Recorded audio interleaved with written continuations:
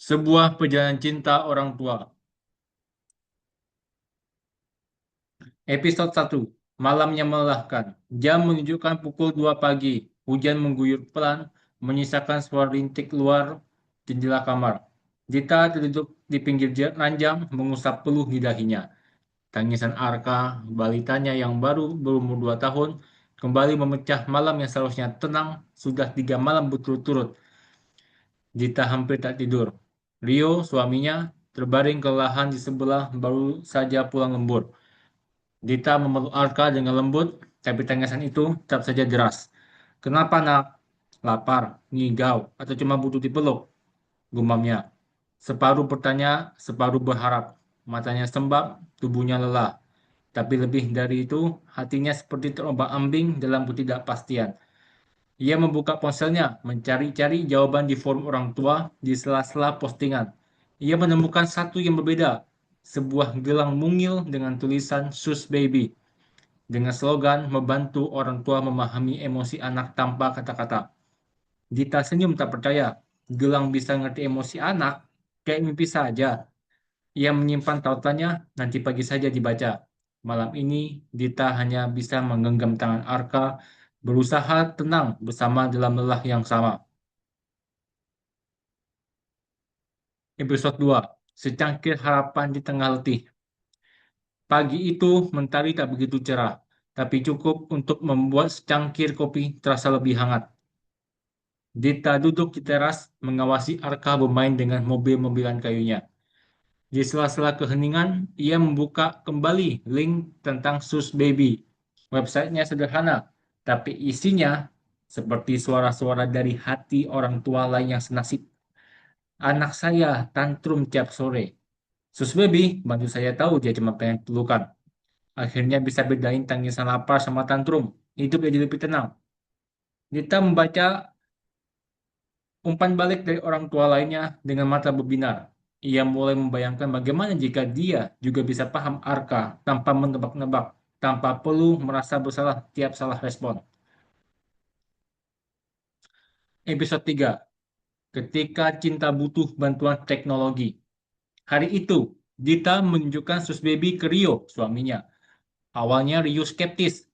Teknologi bisa ngerti emosi, kita saja yang sudah dewasa kadang gak ngerti diri sendiri. Dita tersenyum, tapi teknologi bisa bantu kita untuk memahami lebih baik, bukan untuk menggantikan kita sebagai orang tua. Diskusi itu berujung pada senyum setuju. Mereka sepakat tak ada salahnya mencoba. Cinta itu kadang butuh bantuan, dan kalau ada alat kecil yang bisa memperkuat hubungan mereka dengan Arka, kenapa tidak?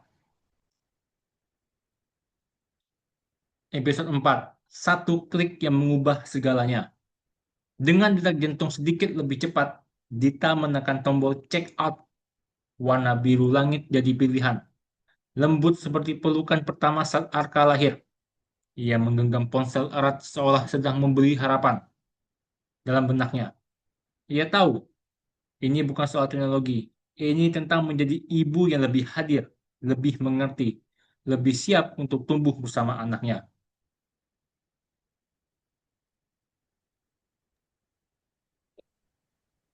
Episode 5. Menanti sebuah jawaban.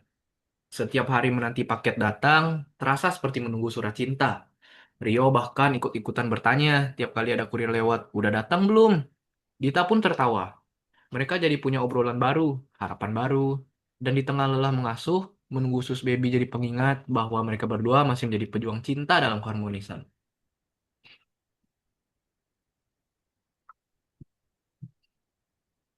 Episode 6. Hari pertama gelang kecil itu datang. Saat akhirnya paket tiba, Dita membukanya perlahan, seolah sedang membuka pintu menuju babak baru. Di dalamnya ada gelang mungil, lembut, dan ringan. Panduannya pun tak sulit. Mereka mengisi dayanya, lalu memasangkannya ke pergelangan Arka. Bocah kecil itu hanya menatap sejenak, lalu kembali bermain. Tapi bagi Dita, itu bukan cuma benda. Itu seperti janji diam-diam bahwa malam-malam ke depannya, mereka bisa lebih tenang.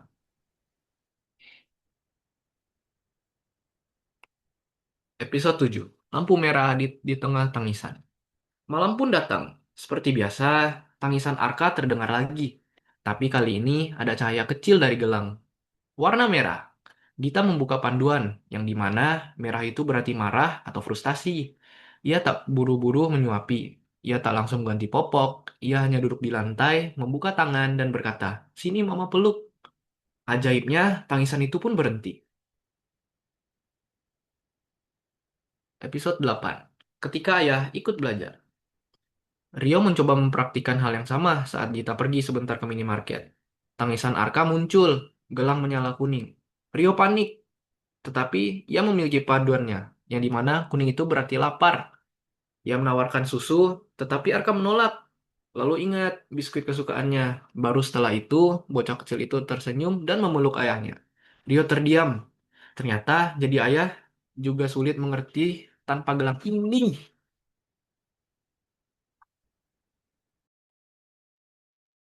Episode 9.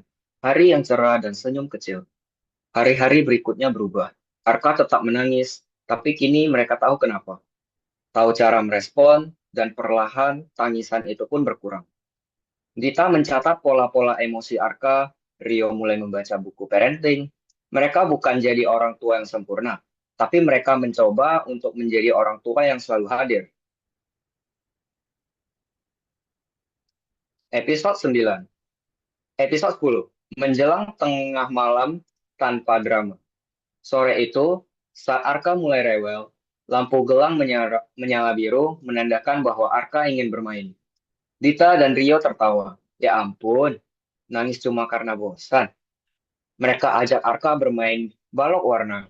30 menit kemudian, rumah dipenuhi tawa, tidak ada tangis, hanya kebahagiaan. Episode 11.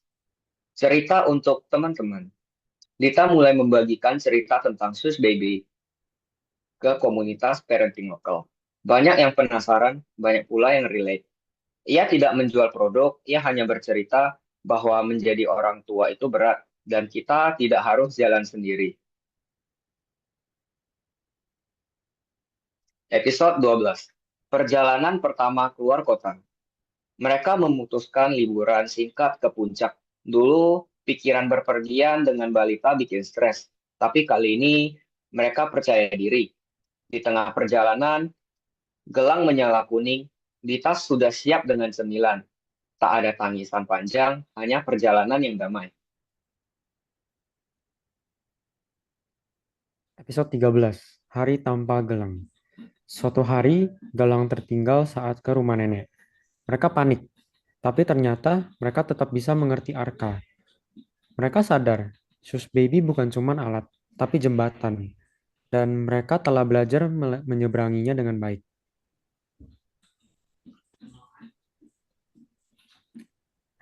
Episode 14. Rio dan lagu tidur.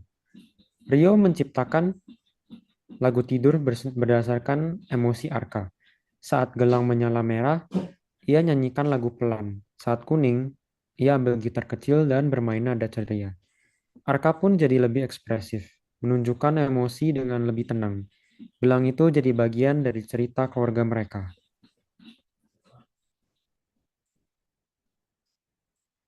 Episode 15. Dari teknologi ke empati. Mereka belajar bahwa anak tak hanya butuh makan dan tidur, tapi juga dimengerti. Gelang itu hanyalah alat, tapi hati orang tua adalah kunci. Kini mereka percaya, memahami anak bukan tentang keahlian, tapi tentang mau belajar dan hadir. Episode 16. Ketika cinta butuh bantuan teknologi. Suatu malam, Arka menangis. Tapi kali ini tak ada warna, gelang tetap diam. Dita mendekat. Arka berkata pelan, "Mama, peluk." Dita meneteskan air mata. Itu bukan tangisan sedih, itu tangisan kasih sayang, cinta, dan kepercayaan. Malam itu, Dita sadar, perjalanan jadi orang tua tidak pernah mudah. Tapi dengan cinta, teknologi, dan kemauan belajar, semuanya bisa dilewati bersama. Sekian, terima kasih. Sus Baby. Bukan karena mengubah Arka, tapi karena mengubah kami.